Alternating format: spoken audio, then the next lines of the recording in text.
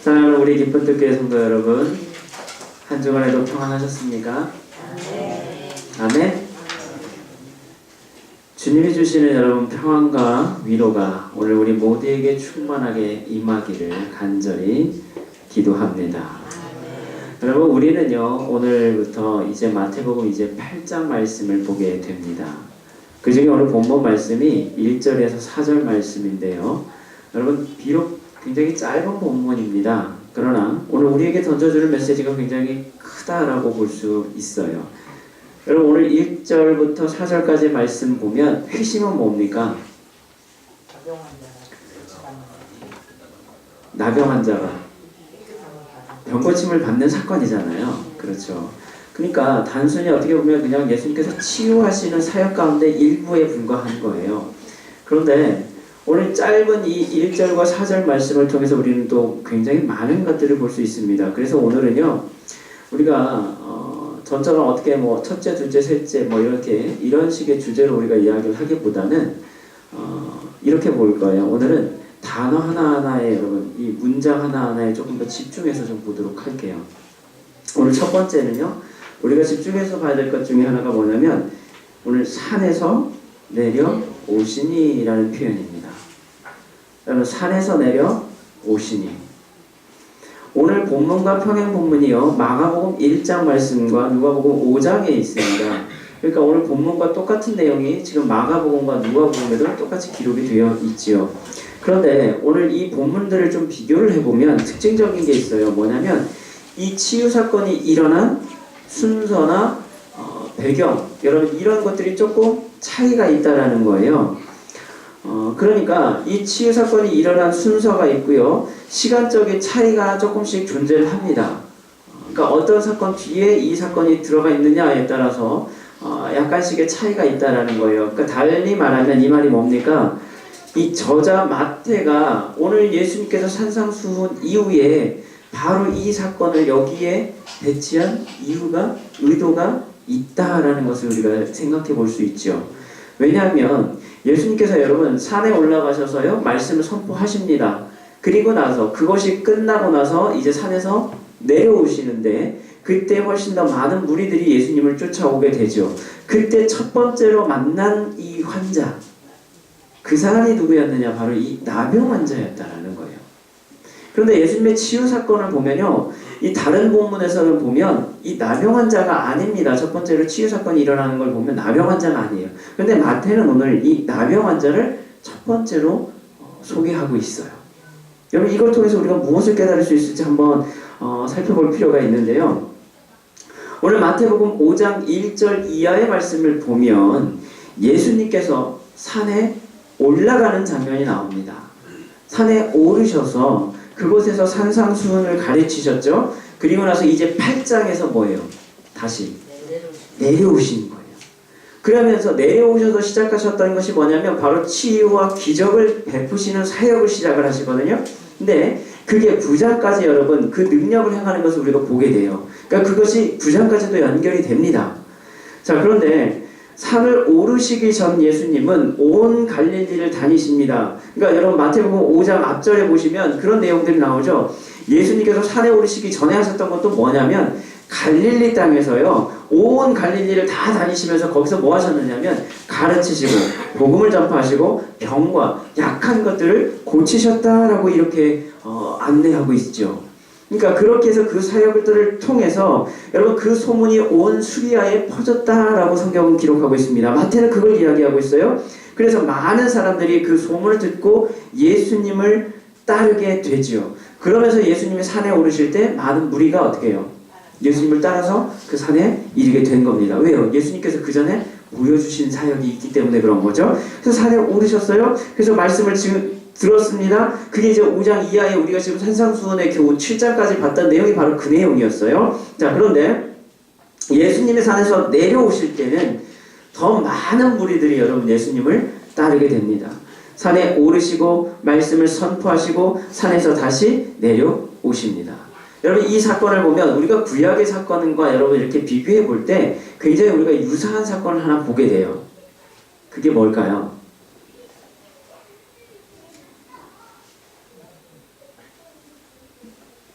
여러분 모세가요 시내산에 오르죠. 왜 갔죠? 그렇죠. 예. 하나님을 만나러 간 거죠. 거기서 뭘 가져와요? 그렇죠. 십계명, 이 양쪽 돌판을 여러분 이 하나님께 새기신 그 양쪽 돌판을 들고 여러분 산에서 내려오잖아요. 뭐예요? 하나님의 말씀을 받아서 내려온 거였잖아요. 여러분 그 장면을 우리는 지금 연상할 수 있다라는 거예요. 예수님께서 산에 가셔서 뭐예요? 말씀을 선포하시고 여러분 그리고 나서 다시 산에서 내려오십니다. 하지만 예수님은요 모세와는 달리 뭐예요? 하나님 나라의 실제적인 일들을 직접 진행하시기 위해서 산에서 내려오십니다. 모세는 하나님께 말씀을 받아 내려왔지만 예수님은 뭐예요? 말씀을 산에서 선포하시죠. 그리고 그 말씀대로 어떻게 해요? 행하시기 위해서 다시 어디로 내려와요? 산 밑으로 내려가신다라는 거예요. 여러분 주님의 사역은 그래서 단순히 말로만 끝나는 것이 아니다라는 거예요. 오늘 그분의 권위는 서기관과 바리새인들과는 그래서 분명히 달랐다라는 거예요. 여러분 그래서 장대현 목사님은 이 부분을 어떻게 이야기하냐면 당시 중동 지역의 이 문화에 살고 있는 사람들의 사회는요 기본적으로 행동이라고 이 어떤 이야기를 할 때는 그게 뭐냐면 사실 어떻게 뭔가를 몸으로 보여주는 것보다는 사실 말이 더 중요했다라는 거예요. 말로 하는 게 굉장히 중요했다라는 거예요. 이상적인 것, 여러분 이거를 말로 표현하고 여러분 이런 것들이 굉장히 더 중요하게 생각을 했다라는 겁니다. 그래서 좋은 말과 생각을 듣고도 사실은 그것을 행동으로 옮기지는 않았다라는 거예요. 그러니까 여러분 예수님께서 포도원 비유 가운데 두 아들에게 예수님께서 이 비유하실 때 말씀하시잖아요. 하나님께서 이 포도원 주인이 아들들에게 첫째 아들에게 가서 야 포도원에 가서 일 좀 해 했을 때 첫째 아들이 뭐라고 대답해요? 네, 알겠습니다. 예 알겠습니다 하고 안 갔죠. 마치 그거와 같다라는 거예요. 그냥 어쨌든 말로 어쨌든 하면 그걸로 충분했다라는 거예요. 자 그래서 좋은 생각, 좋은 말을 하고도 사실 행동에 안 옮길 수도 있었다라는 거예요. 그것에 반해서 오늘 예수님은 뭐예요? 당시 일반적인 그런 사고방식과 다른 행동이나 자발적인 실천이 훨씬 더 뭐예요? 중요한 것이다라는 것을 지금 주님은 몸소 뭐예요? 보여주고 계시는 거예요. 그래서 그분은 당신을 따르는 사람들과 함께 산에서만 머무르지 않았다라는 거예요. 당신이 손이 여러분 필요한 것, 당신의 손길이 필요한 것은 어디든지 뭐예요? 직접 찾아가셨다라는 거예요. 그리고 하나님 나라의 실제적인 일들을 이제 진행하시는 것을 여러분 우리가 보게 되죠. 모든 병든 것들을 고치시고 약한 것들을 강하게 하시는 그 사역들을 통해서 당신이 진짜 메시아이심을 드러내는 그 사역들을 시작하고 계시다라는 거죠. 사랑하는 기쁜 교회 성도 여러분, 오늘 주님은요 우리에게 분명하게 말씀하십니다. 뭐라고 말씀하세요? 너희는 세상에 빛과 소금이다 라고 말씀하시죠. 여러분 빛과 소금은요 그 존재 자체만으로도 여러분 의미가 있을 수 있습니다. 그런데 더 참된 가치는 우리가 어디서 발견될 수 있을까요? 빛은 비춰야 돼요. 여러분 우리가 아무리 촛대를 가지고 여러분 초를 가지고 있다 할지라도요 여러분 그것을 덮어놔버리면 아무 소용이 없다라는 거예요. 빛은 비춰줘야 되는 거예요. 소금은요 짠맛을 내야 한다라는 거예요. 빛의 성질과 소금의 성질을 가지고만 있다고 해서 여러분 그것이 의미가 있는 것이 아니라 어두울 때 뭐예요? 비춰져야 되고 여러분 음식을 위해서 짠맛을 내야 될 때 여러분 더욱더 그것이 존재 가치가 있다라는 것입니다. 그래서 주님은 오늘 5장 16절에서 우리가 살펴봤듯이 너희 착한 행실을 보고 아버지께 영광을 돌리게 하라라고 우리에게 말씀하고 계시는 거죠. 그렇습니다. 여러분 그리스도인들은요 교회 안에서 여러분 편하게 앉아서 예배만 드린다고 해요. 여러분 이것이 끝나는 것이 아니다라는 거예요. 산 위에만 머무는 게 여러분 우리의 사명이 아니다라는 거예요. 여러분 거룩한 성산 오늘날은 지금 우리가 교회라고 얘기할 수 있잖아요. 그렇죠? 거기에만 머물러 있다고 해서 여러분 우리의 일이 끝나는 게 아니다라는 거죠. 오늘 주님께서 산에서 내려와서 당신을 필요로 하는 세상 가운데 메시아로서 그 행하셨던 일들을 감당하셨던 것처럼 말뿐만이 아니라 오늘 그분의 삶 전체로 그분께서 메시아이심을 보이셨던 것처럼 오늘 우리는 어떻게 해야 될까요? 우리도 오늘 이 안락한 여러분 어떻게 보면 교회의 울타리를 넘어 우리가 세상 가운데 나아가서 복음의 빛된 소식을 증거할 때 우리의 착한 행실을 통해 오늘 세상에서 더욱 여러분 뭐예요? 우리가 그리스도인임을 증거할 때 여러분 세상 사람들이 그래서 칭송을 통해 구원받는 사람을 날마다 더해 주실 줄로 믿습니다. 여러분 사도행전 2장에 보면 바로 그 예루살렘 교회 초대교회의 모습을 보여주잖아요. 근데 많은 구원받는 백성들이 늘어날 수 있었던 여러분 비결 가운데 하나는 뭐냐면 그들이 착한 행실을 통해 사람들에게 칭송을 받았다는 거예요.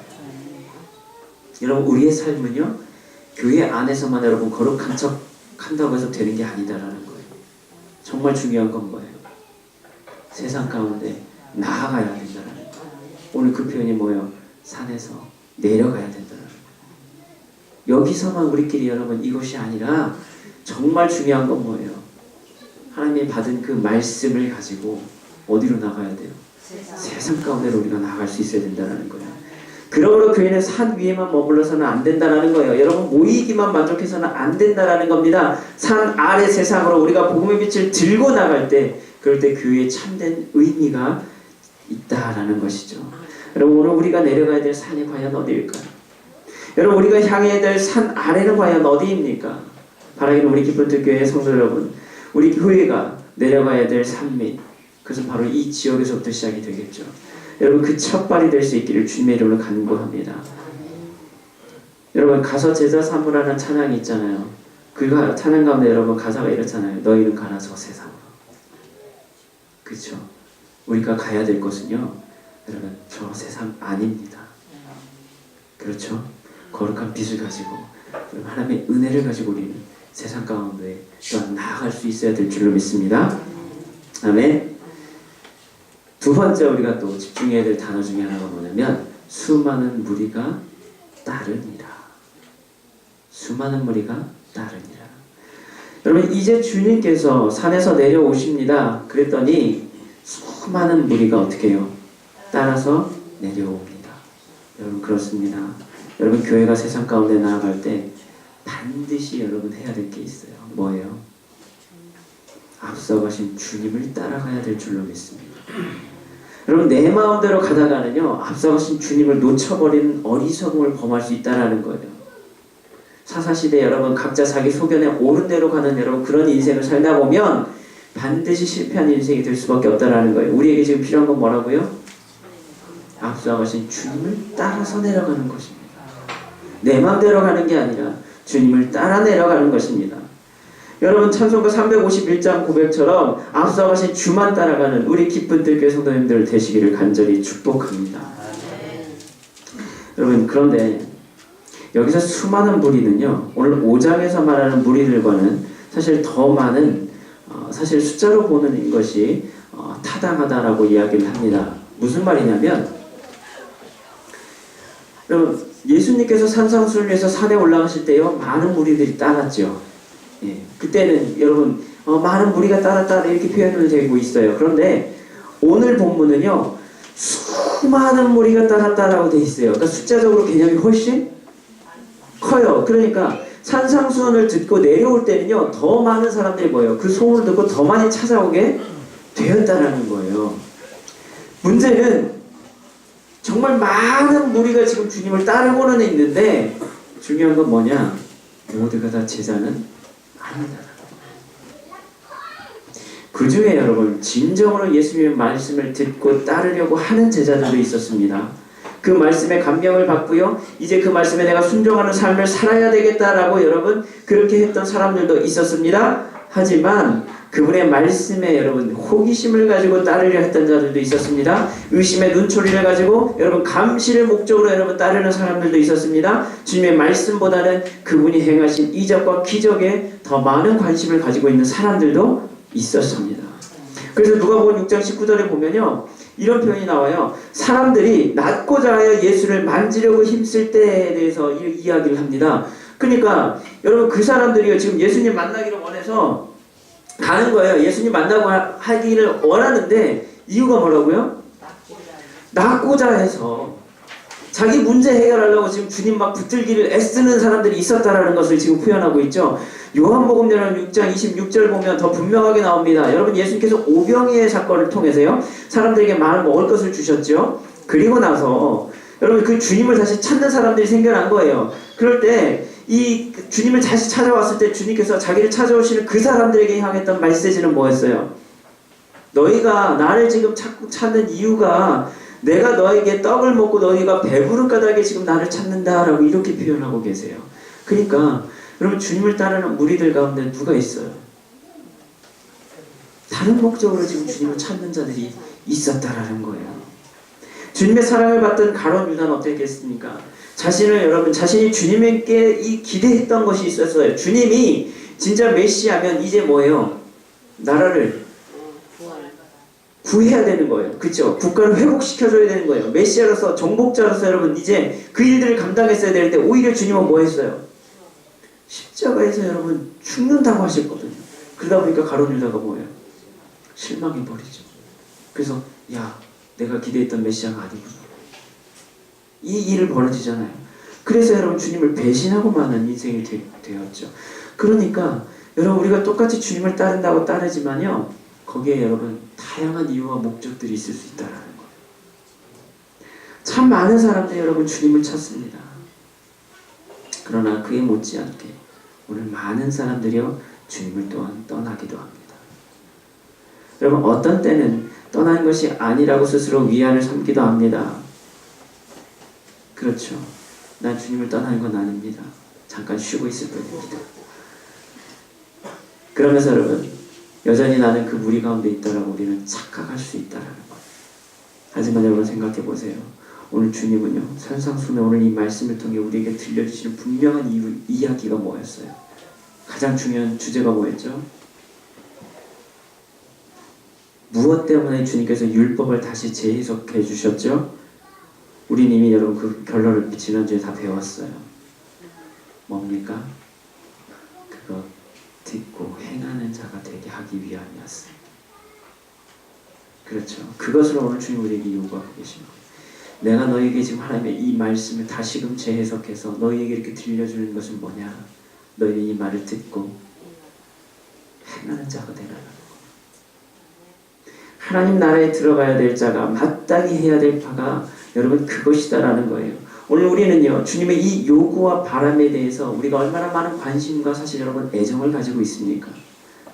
우리는 이전에 무리인가 제자인가라는 여러분 말씀으로 한번 다른 본문을 통해서 우리가 이 말씀을 살펴본 적이 있어요. 여러분 이 책들 가운데 참 이것과 관련된 책들 두 권이 제가 여러분께 좀 소개를 시켜드리고 싶은데 하나는 뭐냐면 카일 아이들먼이라는 분이 쓰신 책이 있어요. 제목이 뭐라고 되어 있냐면 팬인가 제자인가 라는 책이 있고요. 또 서신열 목사님이 쓰신 책이 제목이 또 있어요. 이게 뭐냐면 제자인가 무리인가. 주제는 비슷해요. 내가 팬이냐 제자냐 아니면 내가 이 무리들 중에 하나냐 아니면 내가 진짜 주님을 따르는 제자냐. 여러분 이것을 다루고 있는 책이거든요. 여러분 이 책에서는 더욱 분명히 우리의 위치가 지금 어디에 있는지를 깨닫게 만들어준다는 거예요. 특히 이 서신영 목사님 책 가운데는요. 제자가 특징, 무리의 특징 12가지를 딱 분류해서 여러분 정리를 하고 있어요. 무리의 특징 12가지인데 그 중에 하나가 뭐냐? 구체적인 언급을 하고 있는데 그 중에 하나는 뭐냐면 무리들은 절대로 좁은 길을 사양한다라는 거예요. 그러니까 좁은 길 가기를 싫어한다라는 거예요. 이게 무리의 특징이다라는 거예요. 여러분 우리는 주님에 대해서 여러분 열광만 하고 있습니까? 여러분 팬들이 그렇잖아요. 그렇죠? 팬의 특징은 뭐예요? 주인공 여러분 이 내가 좋아하는 대상에 대해서 뭐예요? 굉장히 열광합니다. 따르죠 굉장히. 그렇죠? 열광하는 게 팬의 특징이다라는 거예요. 근데 정말 중요한 건 뭐예요? 내가 주님과 함께 십자가에 못 박혔습니까? 나는 여러분 주님께 그냥 주님만 열광하는 채로 여러분 내 삶을 살아가고 있습니까? 아니면 나는 정말 주님과 함께 내 삶이 십자가에 못 박힌 삶을 살고 있습니까? 여러분 이게 굉장히 중요하다는 거예요. 바라기는 우리 기쁜들교회 모든 성도님들과 저는 오늘 주님을 따르는 수많은 무리 가운데 여러분 하나가 아니라 오늘 주님이 기뻐하시는 참된 제자의 삶을 살아갈 수 있기를 주님의 이름으로 간구합니다.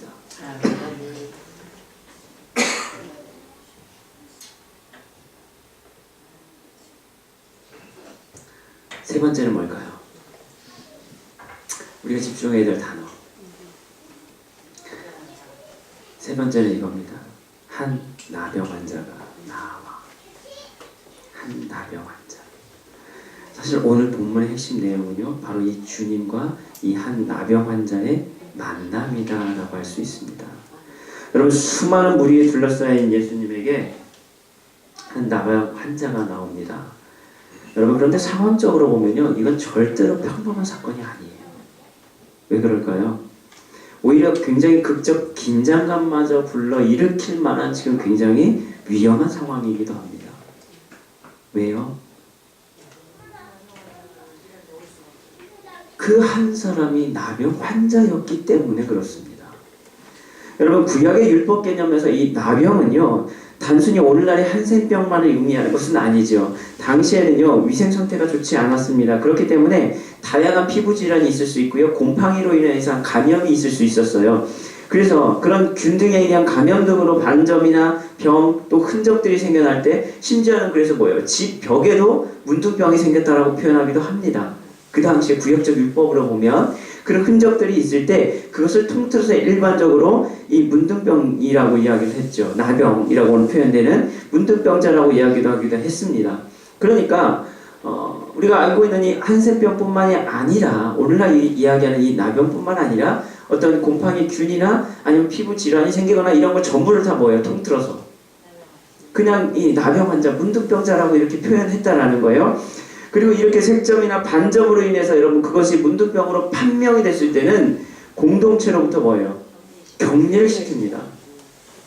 철저하게 격리를 시켜요. 그래서 장재일 목사님은 이런 현상, 이런 상황에 대해서 구약 히브리적 개념으로는 이렇게 표현했다라는 거예요. 사망이 그 몸에 붙었다라고 표현했다라는 겁니다. 사망이 그 몸에 붙었다. 그러니까 곰팡이나 이런 걸 여러분이 해서 이게 문둥병으로 판명이 됐다라는 얘기는 뭐냐면 저주받았다라는 얘기거든요. 달리 말하면 그러니까 하나님으로부터도 소외당하고 버림받고 저주받고 네 죄 때문에 그렇게 됐다라고 여러분 판단을 해버렸다라는 거예요. 그러니까 그렇게 되면 그 사람은 뭐예요? 이제 죽었다라는 거하고 똑같은 거예요. 사망이 네 몸에 붙었다라는 표현을 그래서 그렇게 썼다라는 거예요. 그러니까 이처럼 문둥병자와 접촉하는 것 자체가 굉장히 꺼려지는, 율법적으로도 굉장히 뭐예요? 그렇게 진행을 해야 되는 것들이었다는 거예요. 더군다나 그 중에서도 여러분 한센병, 오늘 이 나병이라고 얘기하고 있는 이 한센병 같은 경우는 상황이 더 심각한 거죠. 왜요? 나균, 이게 나병이죠. 이 나균에 의해서 여러분 감염이 되는 문둥병자 같은 경우 여러분 특징이 있죠. 이 병세가 어떻게 나타나요? 막 손가락이 없어지고. 우선은요, 이 말초신경부터가 죽어가기 시작합니다. 균에 의해서 감염이 돼서요, 통증을 못 느끼게 되는 거예요. 말초신경부터, 이 끝에서부터. 그러다 보니까 어떻게 해요? 이 말초신경, 뼈, 눈에서부터 시작하면서 온몸으로 퍼져나가게 되는 거예요. 그러면서 썩어 들어가는 거죠. 이게 죽어버리는 거예요, 신경이. 신경이 죽어서 썩어 나가는 거예요. 균에 의해서 오염돼갖고 썩어가는 거예요. 그런데 중요한 건 뭐예요? 환자는 그걸 못 느낀다는 거예요. 왜요? 신경이 죽어버렸기 때문에. 그렇게 해서 시작됩니다. 그러다가 나중에 운동신경, 여러분 근육까지 다 파괴되고 결국 행동장애까지 이르게 되는 굉장히 무서운 병이 바로 이 나병이었다는 거예요. 이것은 그래서 전염성과 더불어서 여러분 굉장히 흉측하게 변하는 외모로 인해서 공동체에서 철저하게 뭐예요? 추방당하는 거예요, 여러분. 그러니까 여러분 이 성 안에서도 살 수가 없는 존재가 이들이었다는 거예요. 그래서 결국 자신의 이름, 여러분 재산, 가문, 일터, 친구, 여러분 사랑하는 가정으로부터 완전한 뭐예요? 단절이 일어나게 됩니다. 이것을 사회적인 사망 선고를 받게 된 것이다 라고 김명선 목사님은 이야기하기도 하죠. 그렇습니다, 여러분. 그가 나병 환자로 우리가 확정되는 순간 여러분 그는 살아는 있으나 더 이상 살아있는 존재가 아니다라는 거죠. 그의 신경은 점점 죽어갑니다. 그는 아무런 감각을 느끼지 못하게 됩니다. 사회적으로도 모든 인간관계가 단절되게 됩니다. 심지어 예배를 드릴 수조차도 없는 하나님께조차 버림받은 존재로 취급되는 것이 바로 그러한 존재였다라는 것이죠. 여러분 사회적으로 소외되고 단절되고 버림받고 외면받고 부정당하는 존재. 그래서 내 힘으로 내가 어떻게 할 수 없는 존재. 살아는 있으나 죽어있는 존재. 그래서 내 힘으로 어떻게 할 수 없는 상태에 놓여있는 존재. 누군가의 도움이 반드시 필요한 존재. 그래서 내 힘으로 어떻게 할 수 없는 상태에 놓여 있는 그 존재, 깨끗함을 반드시 받아야만 할 그 존재, 그가 누굽니까? 그가 바로 나병 환자입니다. 그러므로 오늘 사람들이 많이 모여 있는 곳에 결코 나아갈 수 없는 그런 자, 만약 여러분 발견될 경우는 어떻게 되는 거예요? 그는 죽게 되는 거예요. 돌 맞아 죽는 거예요. 그 존재가 여러분 나병 환자였다라는 거예요. 바로 그가 나병 환자였다라는 거예요. 그런데 오늘 우리는요, 그 나병 환자를 통해서 누굴 보게 돼요? 우리를 보게 됩니다. 여러분, 그 나병 환자를 통해서 우리는요, 우리를 보게 된다라는 거예요. 그게 다른 사람이 아니라 누구예요? 나라는 거예요. 내가 바로 그 존재라는 거예요. 여러분, 그래서 김명선 목사님이 이렇게 말씀합니다. 현대인들의 마음은 문둥병의 증상과 같이 무감각하고 무감동하고 무기력하다. 마땅히 감사할 일에 감사하지 못하고 기뻐해야 될 일에 기뻐하지 못하고 통곡하며 슬퍼해야 할 일에 함께 아파하지 못할 만큼 무감각하고 무감동하다. 간절히 바라는 일조차 제대로 실천하지 못하는 무기력한 삶을 살아간다. 그러면서 좀 더 자극적이고 원초적인 쾌락을 쫓는 삶을 살아간다. 하지만 그 속에서 군중 속의 고독, 지독한 소외감을 느끼며 대화 속의 단절등과 같은 실상을 날마다 경험하고 있는 것. 그게 누구라고요? 우리다라는 거예요. 뿐만 아니라 우리는 이미 영적인 문둥병에 걸려 있다라고도 말씀합니다. 예배의 감격, 말씀의 감동, 기쁨과 찬양, 간절한 기도, 여러분 깊은 영혼의 참회에 솟아나는 기쁨과 감사를 잃어버렸다라면 우리는 이미 뭐예요? 영적인 나병 환자들이다라는 것. 혹시 그 나병 환자가 여러분 나 자신은 아닙니까? 여러분, 우리를 좀먹고 있는 이 영적 나병에서 우리를 해방시킬 수 있는 유일한 길은 그래서 오직 예수 그리스도이신 줄로 믿습니다.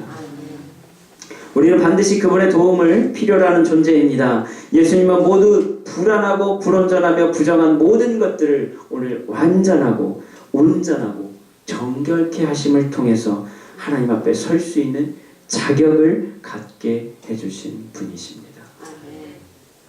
여러분, 이제 우리에게 필요한 건 뭘까요? 오늘 겸손하게 그분 앞에 엎드려서 그분이 원하시면 우리를 깨끗하게 하실 수 있다는 그 믿음을 고백하는 것입니다. 오늘 이 나병 환자가 여러분 그 고백을 하고 있잖아요. 당신이 원하시면 나를 깨끗하게 하실 수 있습니다. 여러분, 이 나병 환자는 지금 그 믿음을 고백하고 있는 거예요. 여러분, 우리는요, 기도학교 교재를 통해서 기도가 뭐냐라고 우리가 지금 계속 배우고 있잖아요. 그 중에 하나 이것을 배웠어요. 뭐예요? 기도는 내가 할 수 없는 것을 구하는 것이다 라고 배웠죠.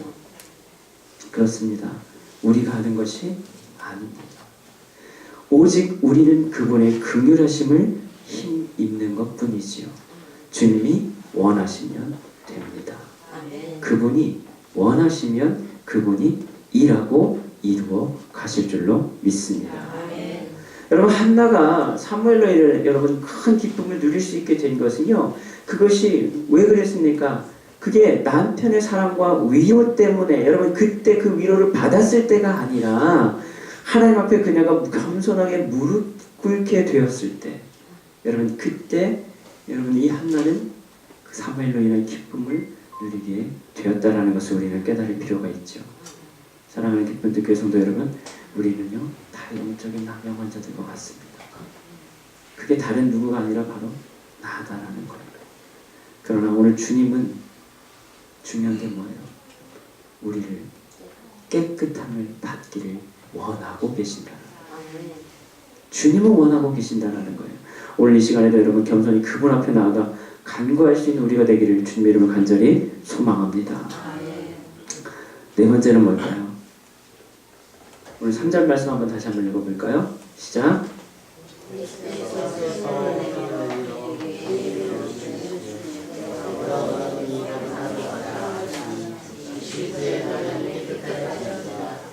아멘. 내가 원하노니 깨끗함을 받으라. 누가요?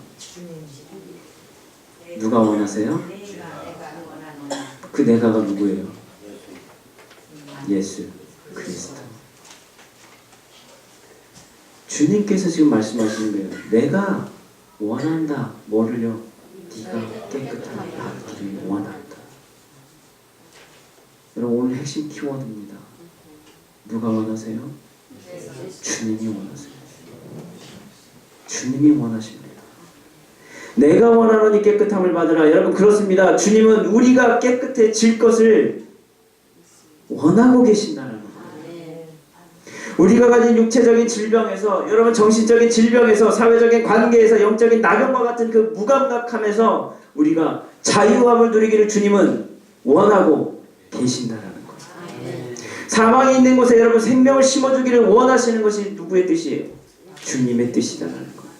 이것이 우리를 향한 주님의 마음인 줄로 여러분 믿습니다. 여기에 주님의 소망이 담겨져 있다는 거예요. 이른 양 한 마리까지도 잊지 않으시고 찾으시는 그 하나님의 마음, 그 마음이 여기에 담겨져 있다는 거예요. 여러분 이 그분의 마음을 그래서 가장 잘 이해하고 가장 잘 여러분 행하셨던 분이 누구십니까?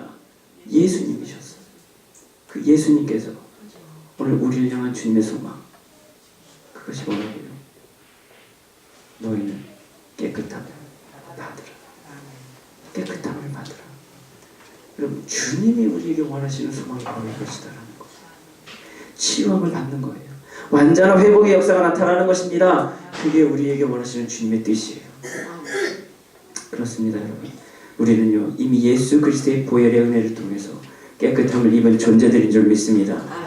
그러나 여전히 세상 가운데 살면서 날마다 나는 뭐예요? 발이 더러워지고 있어요. 내가 입었던 이 거룩한 옷이 어떻게 되고 있어요? 더러워질 때가 있어요. 그런 경험을 우리는 하면서 날마다 살아가고 있는 존재들이에요. 그래서 주님은 뭐예요? 우리 옷을 빨라라고 말씀하시죠. 우리의 더러워진 발을 씻으라고 말씀하고 계시죠. 우리가 날마다 여러분 깨끗함을 받기를 원하시기 때문이다라는 거예요. 여러분 우리는 이것을 뭐라고 얘기할 수 있어요? 그래서 이것을 우리는 거룩이다라고 이야기할 수 있습니다. 여러분 하나님이 거룩하니 우리도 거룩해야 될 줄로 믿습니다. 이것이 우리를 향한 주님의 마음입니다. 레위기 여러분 11장 45절 나는 너희의 하나님이 되려고 너희를 애굽 땅에서 인도해낸 여호와라. 내가 거룩하니 너희도 거룩하라. 이 거룩은요 우리가 예배와 말씀과 기도를 통해 이루어가야 될 줄로 믿습니다.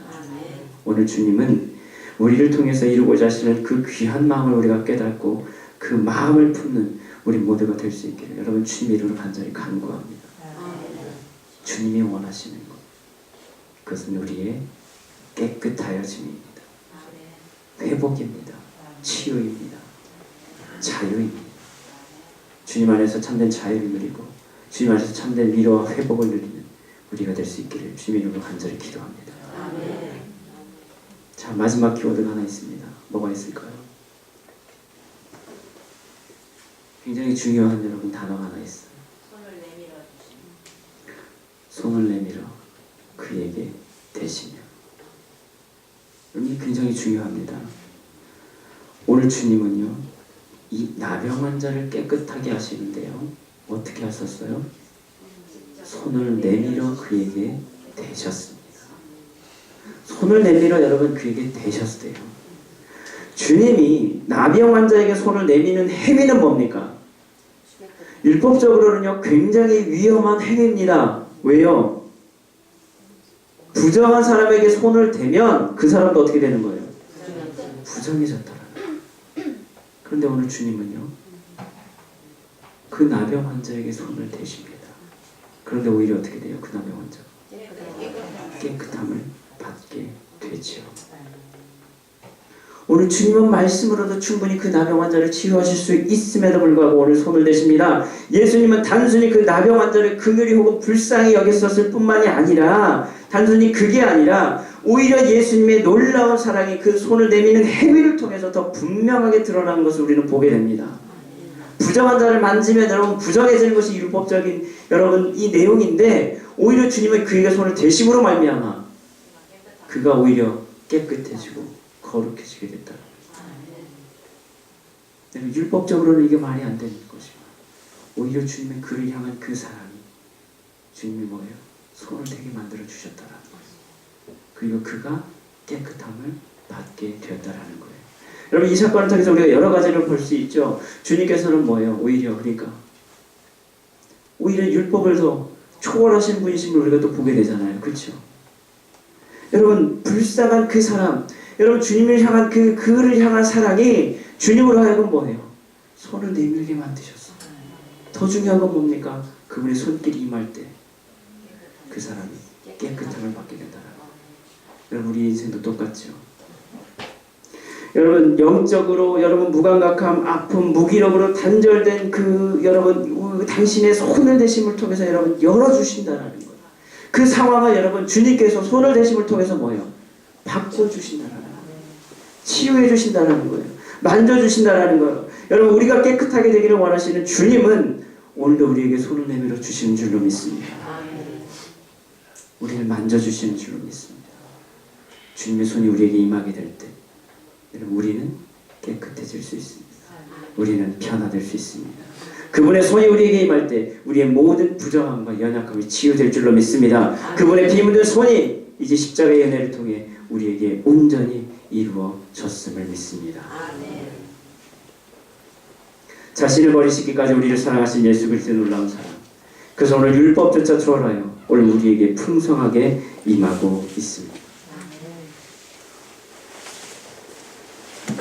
사랑하는 기쁜 교회 성도 여러분, 그럼 오늘 주님이 원하시는 온전한 치유와 회복 그리고 깨끗함을 받는 비결, 그것은 오직 주님의 손을 통해서 이루어지게 될 줄로 믿습니다. 우리 인생의 문제, 여러분 삶의 고통, 이 모든 문제 또한 주님의 손을 통해서 자유케 될 줄로 믿습니다. 오늘 이 시간 주님의 그 손을 꼭 붙잡고 세상 가운데 나아가는 우리 모두가 될 수 있기를 주님의 이름으로 소망합니다. 주님의 손이 세상 가운데 임할 수 있도록 복음의 기쁨과 능력을 세상에 전하는 우리 모두가 될 수 있기를 주님의 이름으로 간절히 기도합니다. 아멘.